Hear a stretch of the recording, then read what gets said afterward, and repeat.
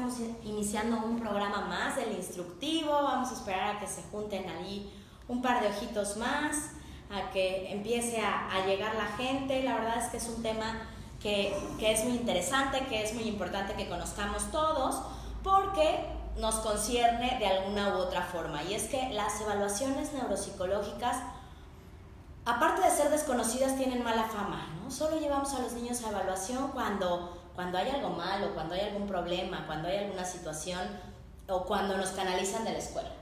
Pero la realidad es que una evaluación neuropsicológica debería de ser parte de nuestro expediente y una evaluación de cabecera, así como es la evaluación pediátrica anual, ¿no? A lo mejor no con la misma frecuencia, pero sí debe formar parte de nuestro expediente. Es de suma importancia saber cómo es el estado emocional, académico, intelectual. Ya ahorita vamos a ver como todo lo que abarca, todo lo que aborda la evaluación, pero importantísimo es saber qué, cómo, por qué y justo dónde. Así que en el programa de hoy eso vamos a platicar, y para ello tengo aquí de invitada a Delia Álvarez, que nos va a hacer favor de presentarse y decirnos un poquito acerca de su currículum para conocerla más y para saber en dónde podemos encontrarla. Angie, muchísimas gracias por la invitación. Al contrario. Estoy muy contenta, encantada de estar aquí con ustedes y pues sí, compartirles un poco de lo que se pueda, ¿no? Yo soy, bueno, ya lo dijo Angie, Delia Álvarez. Yo de hecho soy de formación psicóloga y tengo la maestría en neuropsicología clínica por parte de la UNAM.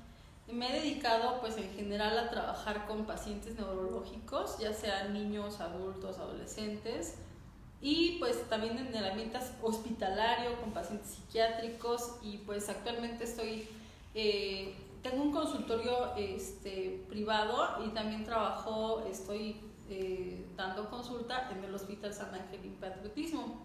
Y pues por ahí también colaboramos con otros proyectos. De hecho, tenemos nosotros un programa los días viernes a la 1 por Proyectate Radio. Ahí sí lo pueden sintonizar en alguna ocasión. Y de hecho, acabamos este viernes. Acabamos de colaborar. Angie ahí colaborando con nosotros. Excelente programa.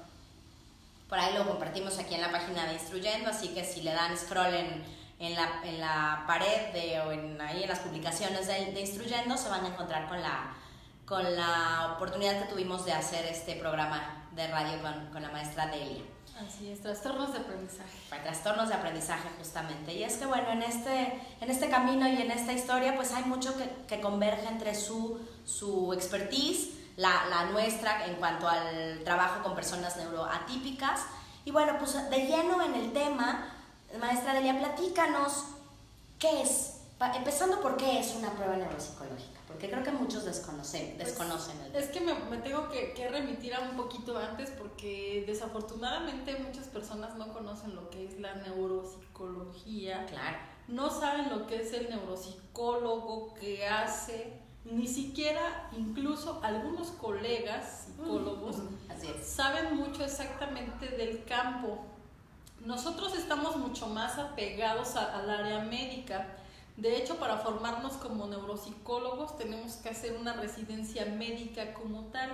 Nosotros hacemos valoraciones y seguimiento de pacientes en hospitales. Incluso, bueno, yo estuve haciendo mi residencia en el Hospital 20 de Noviembre, en el área de neurología y neurología pediátrica.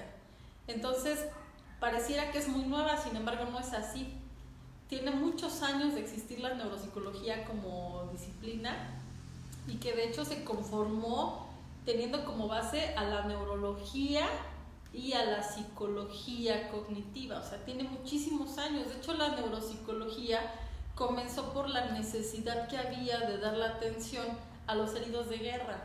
Es más vieja la neuropsicología de lo que parece. Viejísima. Fíjense qué desconocida es esa rama de la psicología, y qué poco sabemos al respecto y qué pocas herramientas tenemos para echar mano de ella. Sí, claro. De hecho, el posgrado, la maestría de neuropsicología en la UNAM, tiene más de 30 años de existir.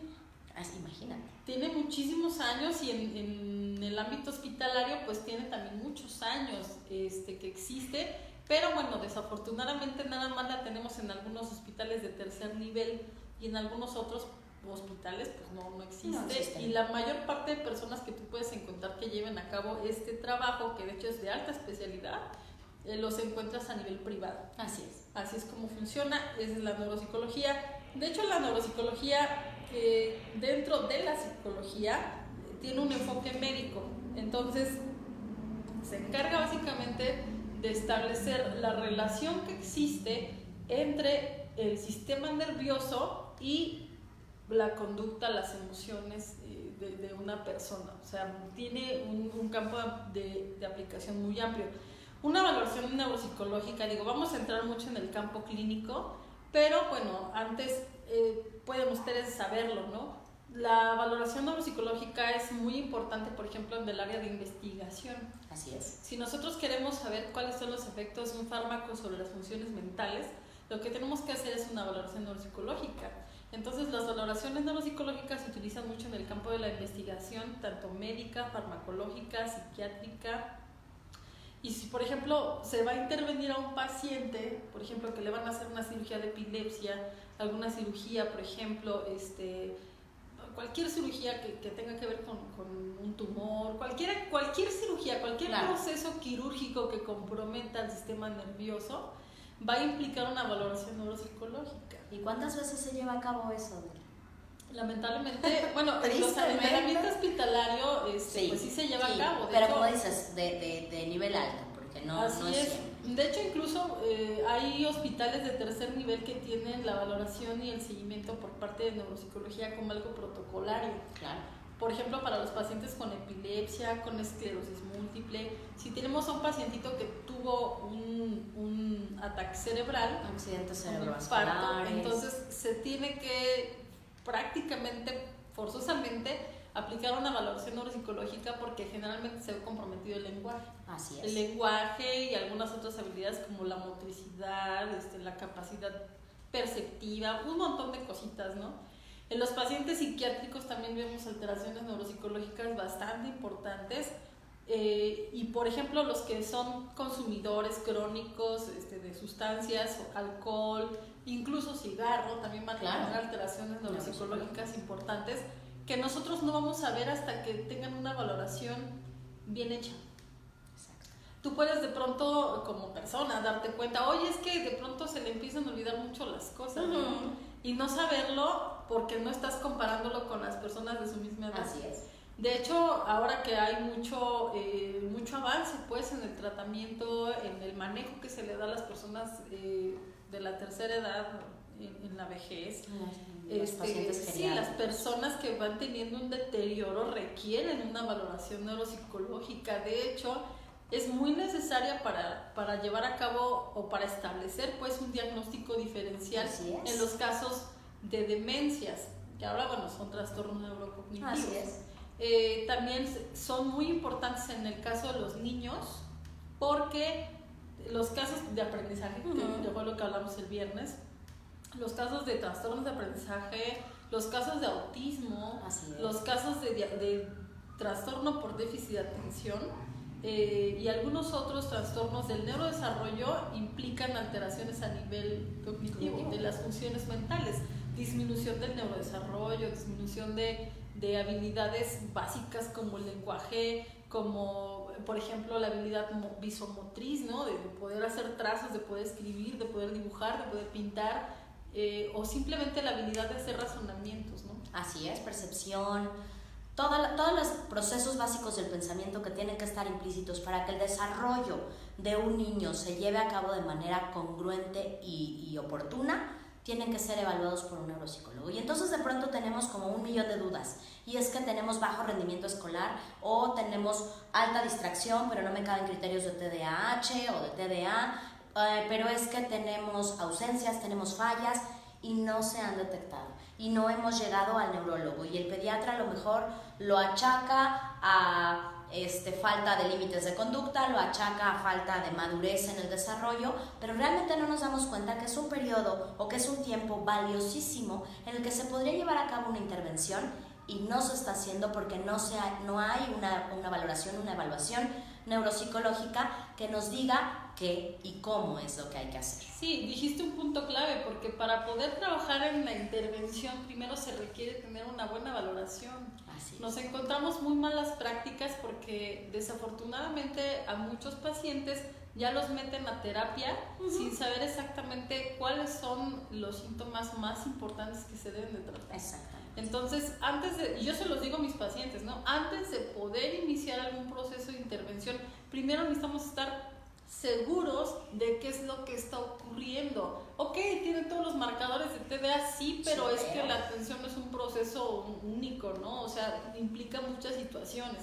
Entonces, una evaluación neuropsicológica nos permite descartar cualquier situación que pueda ser orgánica, nos ayuda a distinguir síntomas neurológicos de los que no lo son, porque luego por ahí está mucho, no, pues es que todo esto son berrinches, es que no quiere, pues es que es falta de motivación, es que es su actitud. Y cuando hacemos una valoración neuropsicológica nos damos cuenta perfectamente de que realmente hay una dificultad para poder llevar a cabo ciertas tareas. Entonces, por ahí es donde podemos empezar, ¿no? O sea, cuando nosotros empezamos a ver generalmente a un niño que empieza a tener dificultades académicas, que ya está en primero, segundo y todavía no puede aprender a reconocer las letras, cuando tenemos a un pequeño que a pesar de que va teniendo ganancias en lenguaje, en aprendizaje, tiene muchas fallas de conducta que no le permiten adaptarse a una situación escolar, en casa, cuando de pronto tenemos niños que no hablan a los 3, 4 años, cuando vemos que no interactúan con otros pequeños, cuando vemos que a los 5 o 6 años no controlan esfínteres, pues sí, son signos de alerta, por supuesto. Y se necesita descartarlo, y de hecho las pruebas que se utilizan en la valoración neuropsicológica están diseñadas con población clínica, con poblaciones clínicas, es decir, con personas que tienen la problemática, que tienen un trastorno, que tienen una condición, o sea, no salen como de la nada. De hecho, lo que les comentaba, ¿no? de que el método clínico, pues, para la valoración neuropsicológica surge justamente con los heridos de bala, los heridos de guerra de la Segunda y Primera Guerra Mundial. Pues imagínense desde hace cuánto está eso. Eran personas muy jóvenes, que eran funcionales en muchas cosas, pero que, por ejemplo, ya no podían integrar el lenguaje, habían perdido la capacidad, por ejemplo, de pronunciar o la capacidad de comprender, y de pronto uno no sabía qué pasaba, ¿no? Habilidades motoras en la parte lingüístico-comunicativa, en la parte física gruesa. Y entonces lo que se logró con las neurociencias fue precisamente lograr determinar que el cerebro tiene en algunas áreas ciertas funciones específicas, aunque funcione como, digamos, en comunicación, ¿no? Así es. De hecho, pues bueno, también algo de lo que le ha ayudado a la neuropsicología a desarrollarse, pues son los avances tecnológicos en cuanto a estudios de imagen, ¿no? Y de hecho es algo muy común que cuando mandan a un niño a valoración, lo primero que piden es, pues es que le tienes que hacer un electroencefalograma. Sí, ¿y qué pasa si tu electro sale normal? ¿Qué te va a decir el electro? ¿Qué pasa? ¿Un electro descarta un TDA? No, pues es que realmente un electro te sirve como apoyo diagnóstico. Claro. En los casos de epilepsia, pues es muy necesario hacerlo, porque pues es ahí donde se ve la actividad epiléptica. Pero aún en los casos de epilepsia, el paciente debe de presentar crisis convulsivas. Así es. Entonces, un electroencefalograma no es un estándar de oro, pues, o sea, no es como una prueba infalible. Exactamente. Pero, por ejemplo, la mayor parte de las valoraciones requieren el método clínico, pues, que tiene la valoración neuropsicológica para poder descartar. Pero no nada más para ver la parte de defectos, ¿no? Porque, pues, el método, bueno, el enfoque médico más bien se enfoca mucho a los defectos, la defectología, ¿no? ¿Qué tiene mal el paciente? Y pues en la valoración neuropsicológica no nada más vemos lo que el paciente tiene mal, también tenemos que ver lo que hay conservado. Claro, su zona de desarrollo real, y a partir de esas habilidades, ¿qué podemos sacar? Exactamente, porque pues lo que queremos es que el paciente sea funcional.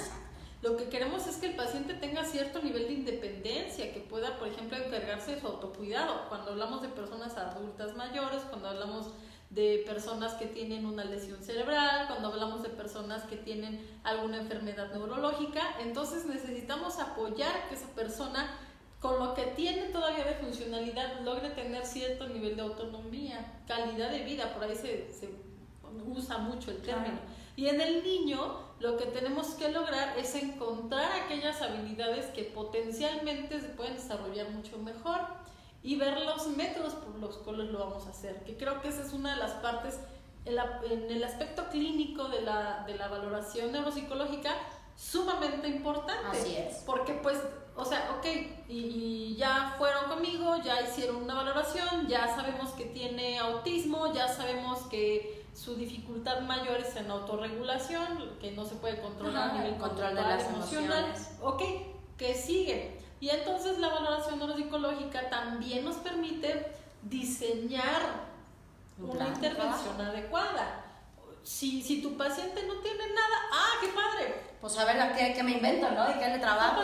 Claro, sí, si no tiene ningún diagnóstico, sí. Yo se los llevo a decir a mis pacientes, ¿no? Porque a veces llegan muy alarmados, oye, es que yo creo que mi hija tiene algún problema en esto y en esto. Y cuando porque ya la misma lo diagnosticó, lo etiquetó. Es que ya no me pone atención y demás. Y cuando llegan a la evaluación neuropsicológica es muy obviado cuando un niño está teniendo un desarrollo normal. Así es. Y tú cuando vas viendo las puntuaciones, por ejemplo, dices, wow, esto está maravilloso.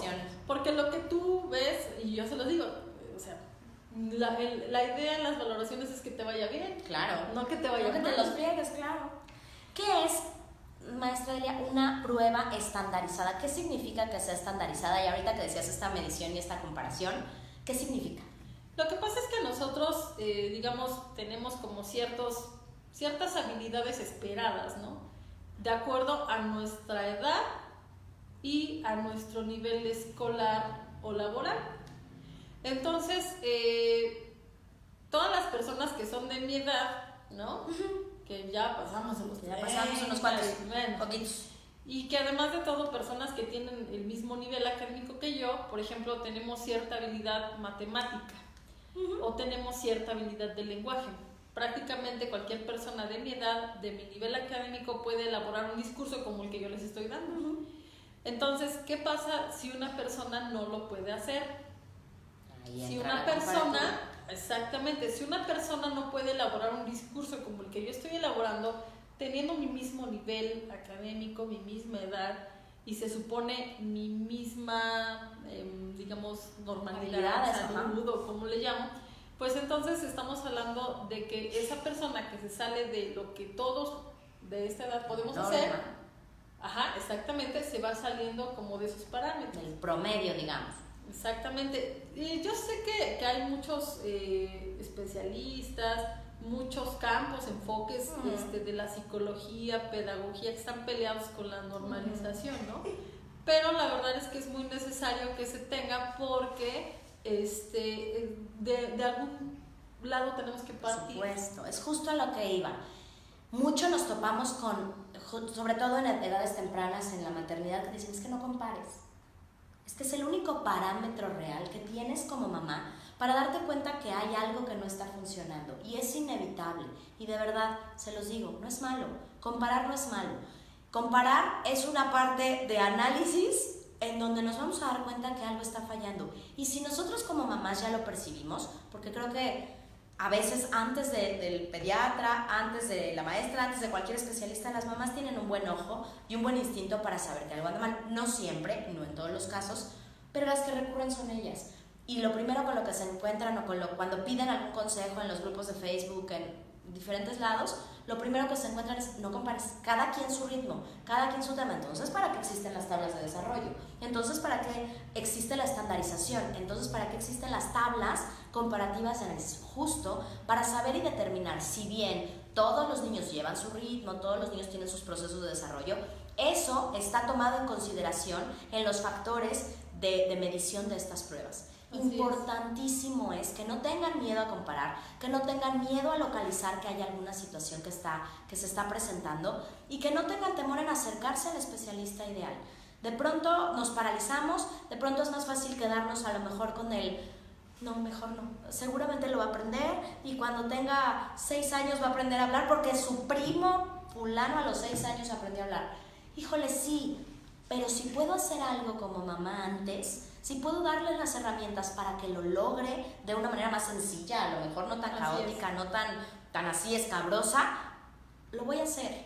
Es que precisamente para eso es que se utiliza la valoración. Exacto. Porque si, por ejemplo, al niño le cuesta mucho trabajo pronunciar un fonema, tú en una terapia de lenguaje no puedes ponerlo a pronunciar ese fonema. Todo el tiempo, toda la hora. Si al niño le cuesta trabajo decir la S, no puedes aventarte toda una sesión. A ver, repite, a ver, otra vez. No, otra vez. Y menos si no te sale, a ver, ya te enseñé, ya veme, ¿no? Y menos si hay una falla orgánica. Claro. Porque, por ejemplo, una persona que tiene un infarto cerebral, una persona adulta que ya adquirió el lenguaje a lo largo de toda su vida, de pronto llega, tiene un infarto cerebral, pierde el lenguaje, no puede pronunciar, sabe lo que quiere decir, pero no puede hablar. O sea, su cerebro no le da los movimientos necesarios para poder hablar. No puedes llegar y decirle, a ver señor, a ver otra vez, vamos de nuevo. P, pa, no puedes hacer eso. Necesitas trabajar con lo que sí puede hacer. Claro, con el proceso. Y darle apoyos, darle tarjetas, darle letras, darle palabras que vaya señalando. Porque al final del día, lo importante es que logre llevar a cabo la función. El cómo lo haga, eso depende de cómo tú lo veas cuando lo valores. Y eso pasa mucho con los niños también. Ah, sí, claro. Pasa muchísimo porque le quieren enseñar a los niños a todos de la misma forma. Desafortunadamente. Y sí, bueno, tenemos cierto estándar en el sistema educativo. Creo que ya lo habíamos comentado. Desafortunadamente es un tema que tenemos pendiente, que vamos a tratar. Digo, cuando tienes una población normal, normotípica, pues está bien, puedes aplicar los mismos métodos. O sea, todos los niños de 3 años ya controlaron esfínteres, prácticamente todos los niños de 3 años ya integran frases, pero ¿qué vas a hacer con esos que no lo han hecho? Justo. Necesitas saber de dónde partir. Y es lo que te iba a decir, cada vez la población es más discrepante en cuanto a desarrollo. Ya se están quedando caducas las tablas de desarrollo y cada vez, sobre todo cuando hablamos del neurodesarrollo muy inicial, levanta la cabeza. ¿Cuántas veces no decimos, es que este niño ya nació erguido, ya nació con las manos abiertas? Sí, es cierto, de verdad, la evolución del ser humano va cambiando y esa evaluación tiene que ir marcando estándares nuevos, criterios nuevos. Desafortunadamente la educación de hoy se está quedando atrás porque ya no puede ir en una línea recta. Ya cada vez hay diferentes estándares, diferentes requerimientos que no se están considerando. No, y aparte, no nada más en las fases iniciales del desarrollo, pensemos en las personas geriátricas, en los pacientes geriátricos.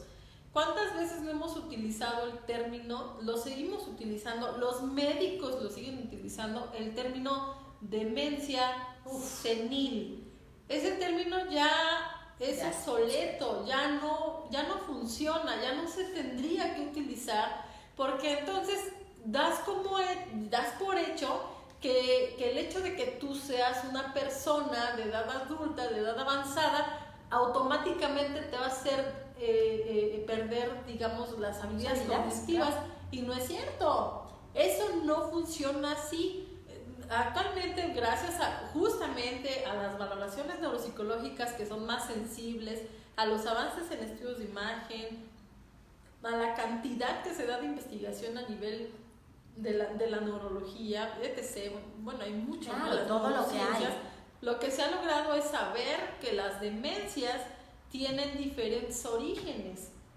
O sea, no puedes encasillar a una persona geriátrica a que forzosamente tiene que perder las funciones cognitivas. O sea, si hay un envejecimiento normal, claro que lo hay, por supuesto, todos vamos perdiendo habilidades, pero el hecho de decir que ese deterioro tan profundo que tienen algunas personas lo van a tener todos solo por ser viejos, digo, es un grave error. Entonces, ese término ya no se tendría que estar utilizando, lamentablemente lo siguen utilizando. Como dices, a nivel médico, pasa como un retraso mental, ¿no? Que ahora ya se conoce como discapacidad intelectual, y ni modo, pues también tenemos que ir evolucionando con los cambios de nombre, ahora que ya desapareció el Asperger. Tienes que estar, esto es en constante de educación, de constante avance, de constante todo, porque si no te quedas y corres el riesgo de dar un mal diagnóstico y de darle una mala expectativa a los padres o a los familiares, en el caso del paciente geriátrico, donde no es, ¿no? Exactamente, porque aparte de todo, la etiología o la tipología de la demencia o trastorno neurocognitivo el diagnóstico diferencial también de los trastornos del neurodesarrollo te va a dar las guías, las pautas, los puntos de partida para que tú puedas intervenir. O sea, tú no puedes intervenir a un chiquito con autismo nada más con terapia de lenguaje. Claro. Porque pues el lenguaje es solo uno de los aspectos que existen en el autismo y pues no es de los síntomas base, ¿no? O sea, no todos los niños con autismo tienen dificultades en el lenguaje. Y anteriormente lo que se tenía acomodado era que el lenguaje era como el síntoma principal, ¿no? Sí, claro. El lenguaje y la socialización. Exactamente, o sea, incluso de hecho hay hasta artículos, ¿no? Que te dicen que cualquier retraso, cualquier edad en el lenguaje es un marcador de autismo. Y actualmente sabemos que no. No, y cuando sabemos que tenemos que hacer equipo multidisciplinario, que está la terapia de lenguaje, sí, pero también está la parte cognitivo-conductual, pero también está la parte de integración sensorial, pero también está la parte del aprendizaje, pero también está, o sea, tenemos que hacer equipo. No se trata tampoco de querer como abarcar todo, ¿no? Zapatero a tus zapatos. ¿Por qué acudir con un neuropsicólogo para estos fines? ¿Por qué un neuropsicólogo derivaría a una terapia emocional con un psicólogo en cualquier corriente, cognitivo-conductual, TREC, Gestalt? Sí, justo en eso tienes toda la razón. O sea, no crean que de pronto si llegan conmigo, neuropsicóloga, te voy a decir, no, ya no vayas. No, al contrario. Algo de lo que se hace mucho en la evaluación neuropsicológica es poder definir las líneas terapéuticas más adecuadas. Eso es lo que nos permite ver. Y entonces, si yo veo que tú, paciente, tú, niño, no tienes ningún problema en el desarrollo, digo, ok, perfecto, entonces no está allí. No está ahí el problema, entonces vamos a mandar a mamita, vamos a mandar a papá a que reciba apoyo, asesoría, porque seguramente en la forma en la que están poniendo sus reglas, sus límites, sus acuerdos, demás, algo está fallando, ¿no? Está pasando, sí. Si ahora yo veo, ok, si hay una falla en el desarrollo, bueno, entonces te mando con Angie, te mando, no sé, con un rehabilitador físico, te mando con alguien. Dependiendo de lo que requiere el paciente. O te mando con el psiquiatra porque pues, yo sé que vas a necesitar medicación, lo intuyo, pues, lo veo. Para revisar la farmacodependencia. Bueno, decirlo intuir, fue un decir. Sí, no, es así como que me late, ¿no? Es en base a los resultados. Tú te basas en los resultados. Eso es muy importante y entonces ya sabes que vas a mandar con el neurólogo, con el con el psiquiatra, con educación especial, con el psicoterapeuta. Entonces, no todos los pacientes a los que va un neuropsicólogo van a requerir rehabilitación neuropsicológica, pero hay casos en los que sí. Y de pronto es como sorprendente, ¿no? Que de pronto haya colegas que ven a un paciente que no integra, que no comprende el lenguaje, que no hace razonamientos de alta complejidad y se avienta una psicoterapia. Eso es complicado, fíjate que sí me ha tocado ver, y en todos los rubros, ¿no? Psicólogos dando psicoterapia, psicólogos, por ser psicólogos, dando terapia de lenguaje, cuando existe el área de comunicación humana, psicólogos aplicando pruebas estandarizadas, pruebas de análisis, licenciados en comunicación humana dando terapia física, o sea, cosas que no necesariamente, ¿no? Hay las áreas específicas y ahora sí que las especialidades para cada una de estas funciones. Por favor, abórdenlas. Lo triste y por lo que se los decimos es que no hay alguien que te lo diga, ¿no? De pronto tienes estas sospechas, tienes el diagnóstico del neurólogo o de quien sea y estás a ciegas porque no sabes a quién acudir. Y los especialistas de pronto no te guían por el camino que debes seguir, ¿no? Así como decía Delia, una evaluación y de ahí derivamos a él o los especialistas que se requieran.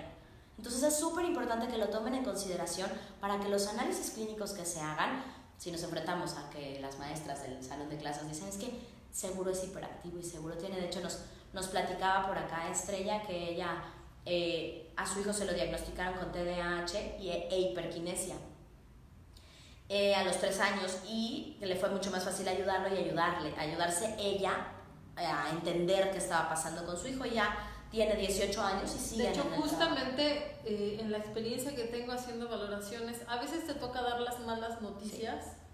Porque pues si un paciente cumple con criterios para autismo, por ejemplo, pues tiene autismo. Claro. Pero si tú no le dices eso al paciente, no le dices eso a la mamá, al papá, de pronto se van a ir con lo mismo. con lo que llegaron contigo. Exacto. Y entonces van a seguir con su camino, con su paseo, de a ver quién les dice qué tiene el niño, porque hay probable, hay síntomas, tiene rasgos, pero realmente nunca nadie se avienta la bolita. No se avientan el paquete, pues, sí, de poder dar el diagnóstico, y entonces lamentablemente dejas a los papás incompletos, ¿no? Si tú de pronto llegas y le dices, digo, es un diagnóstico duro, no lo das tú solo, porque para eso antes tienes que ayudarte de otros especialistas, pero ya que tú tienes todos los síntomas clínicos, entonces, ok, bueno, si es que sí lo tiene. Créeme, o sea, hay mamás, papás que me han dicho, oye, es que esto para mí es un avance. Sí, claro. El que tú me has dicho darles que la tiene, venda de los ojos. El que tú ya me dijiste que tiene, a lo mejor no lo está curando, no lo va a curar, lo que tú quieras, pero por lo menos ya sé qué hacer. Ya sé tiene nombre, este camino ya tiene nombre. Ya tiene nombre, ya tiene apellido, entonces ya sé que voy a necesitar algo. Y es que sabes que a partir del diagnóstico entonces ya puedes tirar tu baraja de opciones hacia dónde encaminarte. Sin un diagnóstico es complicado. Claro. Y pasa el tiempo. A mí lo que me preocupa del tema de los diagnósticos. Tiempo aquí es apremiante empezar con el trabajo. Si bien un diagnóstico no te dice cómo trabajar en base a las habilidades, pero una vez que tienes un diagnóstico, una vez que ese diagnóstico va acompañado de él o los tratamientos, llámese farmacológicos o llámese terapéuticos adecuados, se ve la luz. Sí, claro. De hecho, para algunos diagnósticos es prácticamente indispensable contar con la valoración neuropsicológica, sobre todo, por ejemplo, con los casos de deterioro cognitivo, que están asociados a diferentes tipos de demencias, o también a los que están asociados, por ejemplo, al consumo de sustancias. O sea, tú como psiquiatra, pues, tal vez tienes ahí estás viendo al paciente, pero a lo mejor de pronto no sabes en qué nivel, a qué nivel cognitivo le afectó el consumo, ¿no? Tú como neurólogo, o sea, tú tienes sospechas, ves que el paciente tiene ciertas dificultades, ¿no? Entonces, ¿qué tienes que hacer? Pues requerir una valoración neuropsicológica para saber si sí realmente es un proceso de deterioro. Así es. O no lo es, o a lo mejor es otra cosa. O sea, no podemos trabajar solos tampoco. O sea, nosotros neuropsicólogos no tenemos la verdad del universo. O sea, sí necesitamos saber que, por ejemplo, tú ya tuviste tu revisión médica, que ya te vio tu neurólogo, que ya te está viendo tu psiquiatra, que ya te está viendo tu PAI. O sea, necesitamos saber que sí ya se descartaron como ciertas cosas, pero nosotros también podemos dar sugerencias.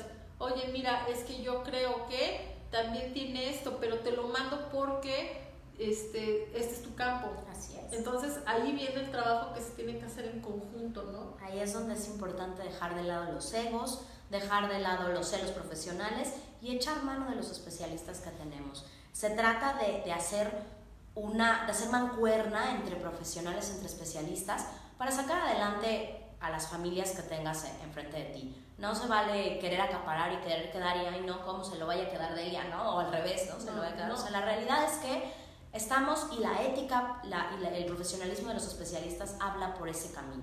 Importante apoyarse de los demás, hacer un equipo. En educación especial más hemos forjado un equipo, le canalizamos a Delia, trabajamos con Elisa, hacemos como mancuerna, equipo, team back, en donde estamos en constante comunicación, porque eso también pasa mucho, y sobre todo cuando en los alumnos que están ya en la escuela, la constante comunicación de cómo neurólogo, lo mediqué, cómo lo ves, doctor, se me duerme a las 11 de la mañana, se me desconecta, Delia, a ver, está adquiriendo estos procesos, está por aquí, ¿no? O sea, tener la comunicación multidisciplinaria que desafortunadamente no se da.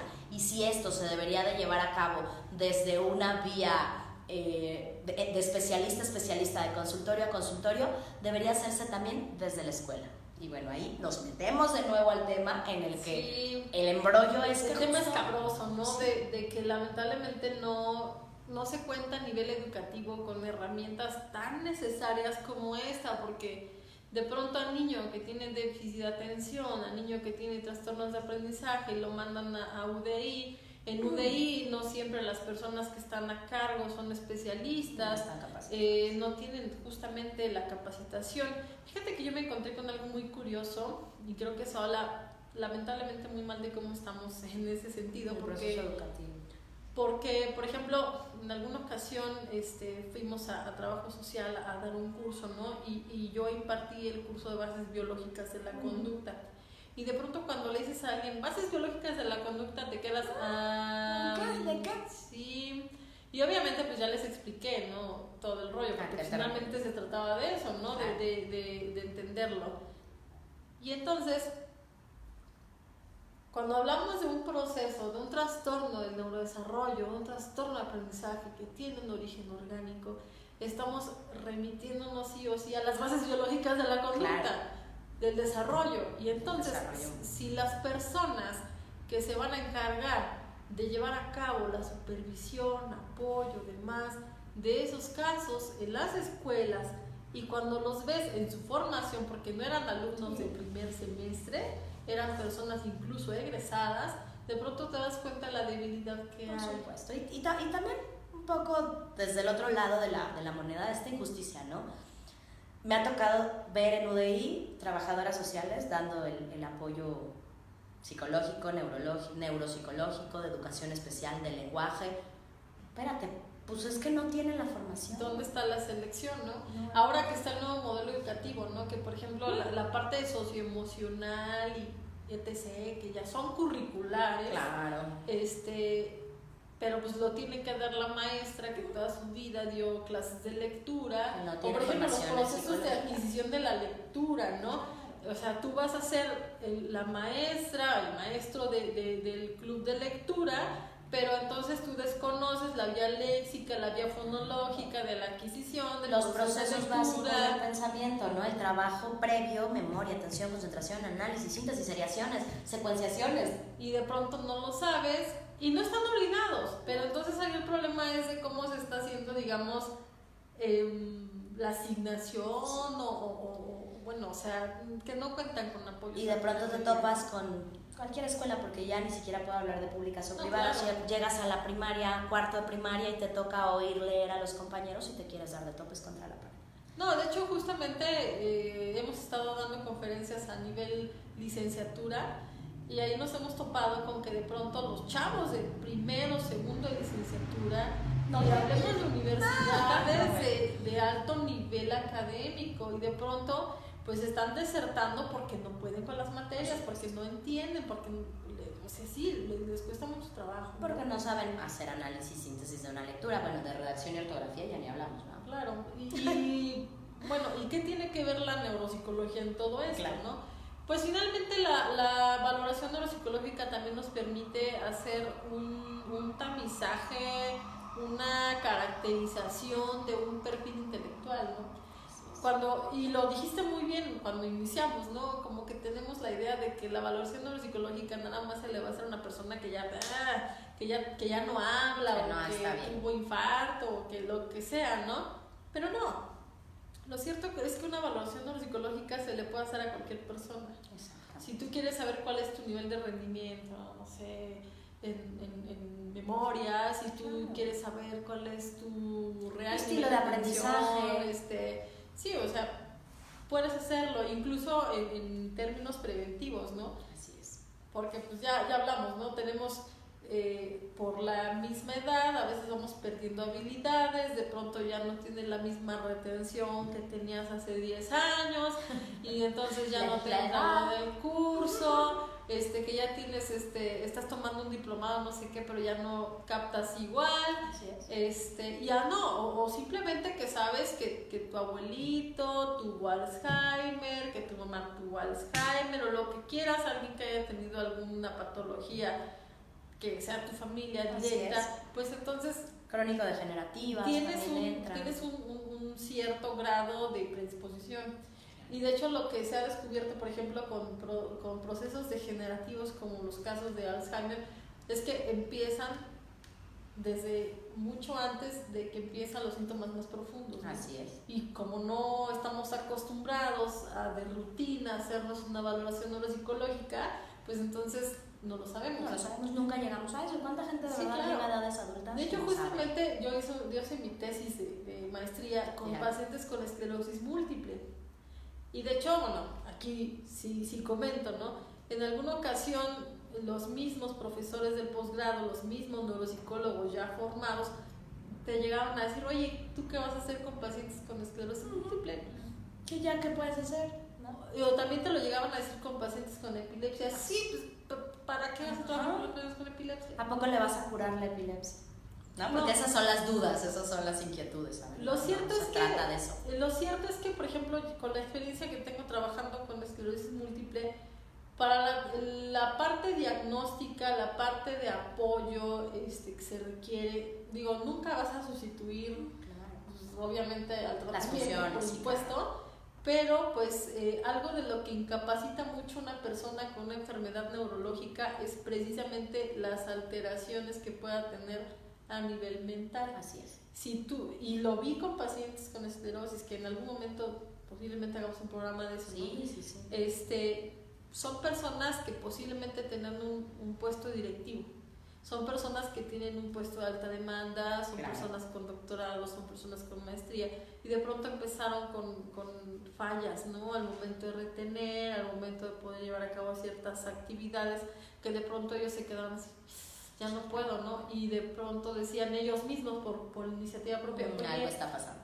Pásame a un puesto de menos demanda, de exigencia, ¿no? Por favor, porque estoy fallando. Ellos se empiezan a dar cuenta y de pronto las demás personas a su alrededor se empiezan a dar cuenta que sí están teniendo esas fallas, pero y eso empieza a ocurrir desde antes de que tengan un brote ya claro, ¿no? Los brotes en la esclerosis múltiple, para los que no estén familiarizados, pues son aquellas fases en las que los síntomas son mucho más fuertes, es decir, que de pronto no pueden hablar en la fase del brote. El brote es un proceso en el que el sistema nervioso está en un proceso de inflamación, algo así, en términos coloquiales, ¿no?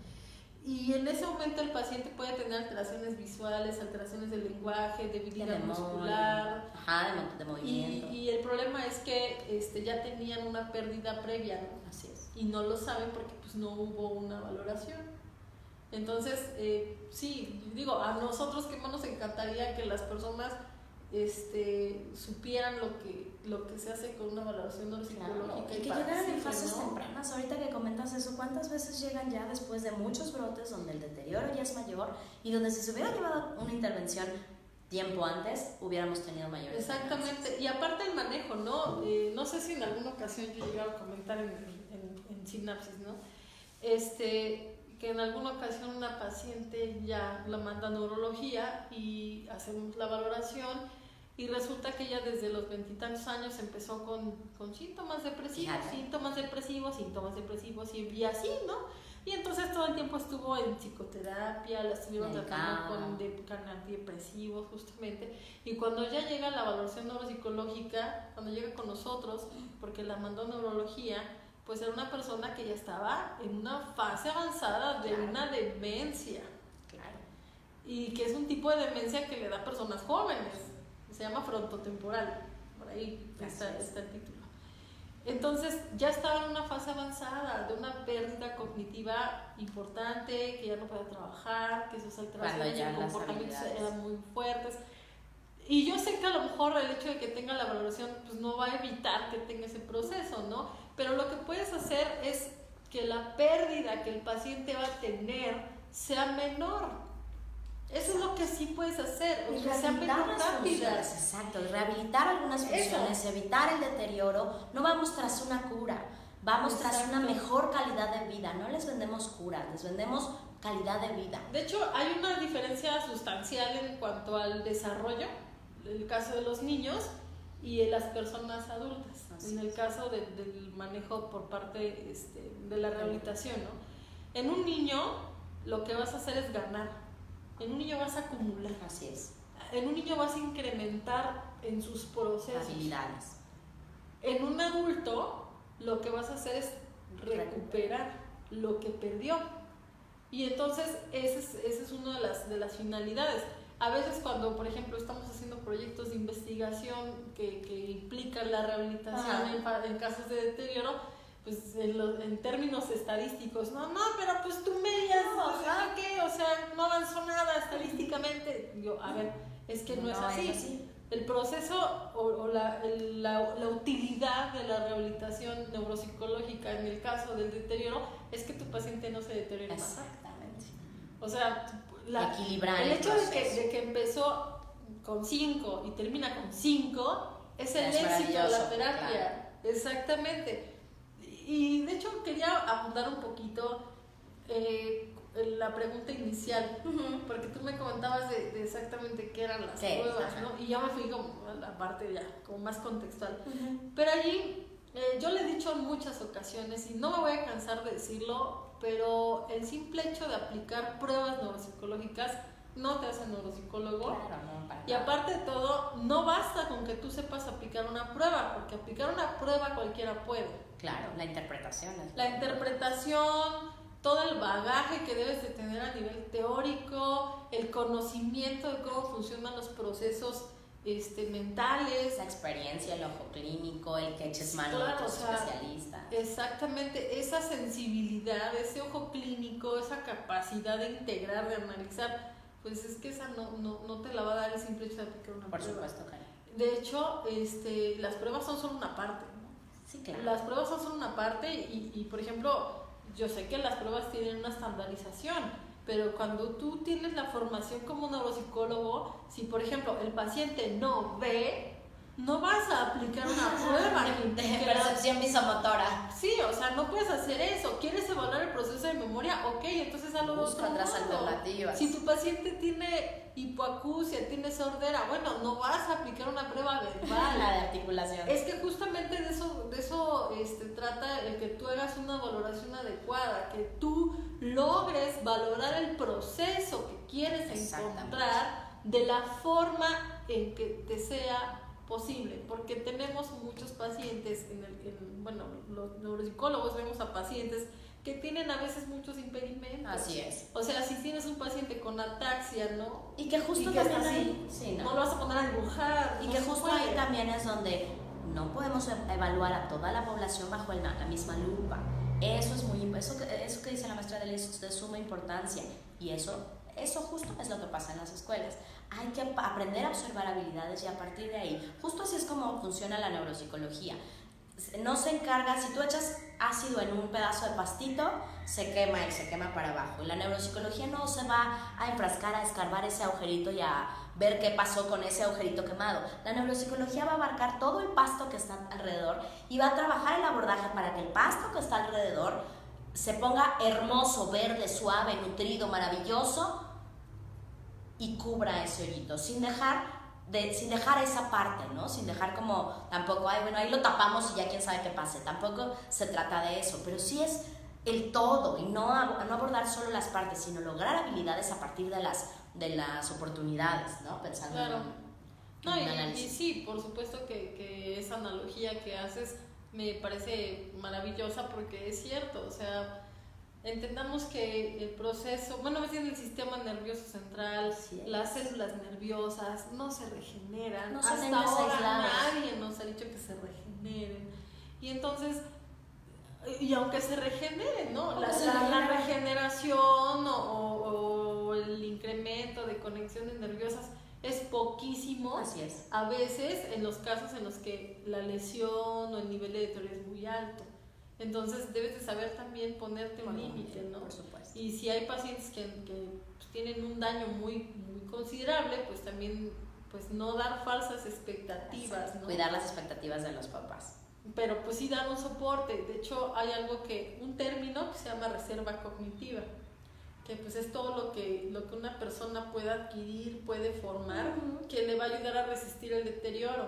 Porque por ejemplo, pongamos dos personas, una tiene doctorado, otra tiene secundaria, entonces la adquisición intelectual que tiene una persona de doctorado es altísima. El nivel de una persona secundaria, pues incluso se llega a considerar hasta cierto modo madurez. Pero si esta persona que tiene solo secundaria se dedicó a leer, se dedicó a estudiar música, se dedicó a estudiar danza, teatro, bueno, entonces igual va adquiriendo como riqueza intelectual. Sí, claro. Entonces, ¿qué pasa cuando hay un proceso de deterioro? O sea, se caen de tus habilidades y de lo único que te puedes apoyar es de eso que formaste durante tu vida. Así es. Entonces, la llamada de atención pues es para ustedes que están viendo esto en casa, que lo están escuchando, pues todo lo que puedas aprender en la vida, todo lo nuevo que puedas adquirir es fundamental para lo que tú vas a hacer después, ¿no? Así o sea, a veces yo les digo, mira, es que tú estás ahorita en este nivel, si en este momento te pones a trabajar, aprendes esto y esto, lo demás, bueno, seguramente te vas a mantener ese nivel, y si no lo haces en 10 años, pues bueno. El deterioro. Justo, esa es la respuesta a la pregunta de ¿y para qué me sirven las derivadas? ¿Y para qué me sirve la raíz cuadrada? Para eso, para esponjar tu cerebro, para que si no vas a utilizar el trinomio cuadrado perfecto en tu vida, pues no, pero pues a tu cerebro ya lo hiciste trabajar, ¿no? Ya lo alimentaste, ya lo engordaste. Entonces es muy importante. Nos preguntan, maestra Delia, ¿dónde podemos acudir a este tipo de evaluación? Pues bueno, de hecho está a nivel público en algunos hospitales. Si alguien tiene, por ejemplo, IMSS en los hospitales de tercer nivel, bueno, donde yo estuve fue el 20 de noviembre, ahí está el servicio público. Si no tienen el acceso a un servicio público, pues hay otros servicios. Por ejemplo, en el Hospital Juan N. Navarro, el psiquiátrico infantil, ahí también hay neuropsicólogos muy buenos. En el Hospital General de México, que son los servicios públicos, pues, a los que ustedes pueden acceder, que sí, obviamente hay que sacar citas, un poco más tardado, sí. Ahora, si lo quieren hacer a nivel privado, es donde van a encontrar mucho más disponible el servicio. Y de hecho, pues bueno, una servidora, yo estoy en un hospital privado, estoy en el Hospital San Ángel y Patriotismo. Cualquier situación, si quieren mandarme un WhatsApp, una llamadita, les doy mi número, es el 55 21 45 13 63. O también yo tengo una página de Facebook, que la tengo en colaboración con colegas, ¿no? Es @neurodacmx.